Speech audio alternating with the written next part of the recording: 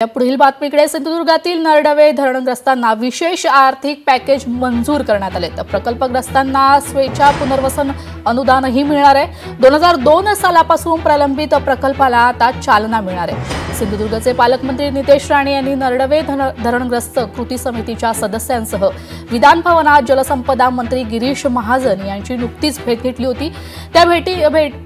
त्या बैठकीनंतर 2 वर्षांपासून रखडलेले पर्यायी जमिनीऐवजी विशेष आर्थिक पॅकेज प्रकल्पग्रस्तांना तत्काळ वितरित करण्याचे निर्देश मंत्री गिरीश महाजन यांनी दिले। त्यामुळे या नरडवे धरणाला चालना देखील आता मिळणार आहे।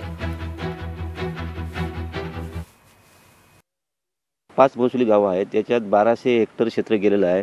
900 संकलन रजिस्टर प्रमाणे 967 कुटुंब पकडले आहेत आणि त्यातील दुर्गानगरचे 152 कुटुंब आहेत जांभोडे गावठणमध्ये। बाकीची सांगवे गावठण, दिगवळे गावठण आणि लेनवडी या 3 गावठणामध्ये बाकीच्यांचं पुनर्वसन होत चालू आहे। वाढीव कुटुंब जे 234 होती त्यांचा सुद्धा प्रस्ताव तो रद्द करण्यात आलेला होता वाढीव कुटुंबांचा, आणि आज तो प्रस्ताव जलसंपदा आपले पालकमंत्री आणि गोट्या सावंत यांच्या अथक प्रयत्नाने 234 वाढीव कुटुंबांना सुद्धा मान्यता मिळाली आणि त्यांना सुद्धा भूखंडाऐवजी 4,38,000 प्रमाणे त्यांनी मान्य केलेले आहे आणि तो येत्या काही दिवसामध्ये ते अनुदान वाटप होणार आहे। आणि यासाठी हे 3 मुद्दे प्रामुख्याने होते, बाकी सुद्धा मुद्दे होते पण काही प्रामुख्याने न सुटणारे असे मुद्दे होते। या कारणास्तव आम्ही प्रकल्पग्रस्तांनी मिळून काम बंद केलं होतं।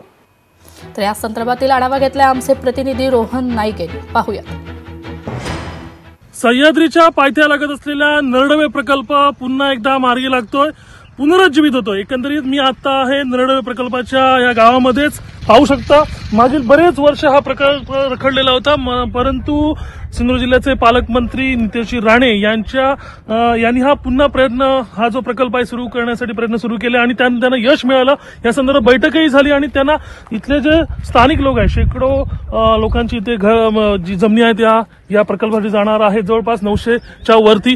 त्यामुळे ह्या लोकांना सुद्धा चांगलं पॅकेज मिळणार आहे आणि सिंधुदुर्गातला हा जो सह्याद्री लगतचा जो भाग आहे तो पुन्हा एकदा सुजलाम सुफलाम होणार आहे। आणि आपण जी एकंदरीत बरेच वर्ष जी मागणी केली होती, जवळपास 2001 पासूनची या प्रकल्पासाठी बांधणी सुरू होती, परंतु आता या प्रकल्पाला म्हणजे नरडवे प्रकल्पाला पुन्हा एकदा पुनरुज्जीवन मिळणार आहे। कॅमेरा पर्सन योगेशसह रोहन नाईक, लोकशाही मराठी, सिंधुदुर्ग।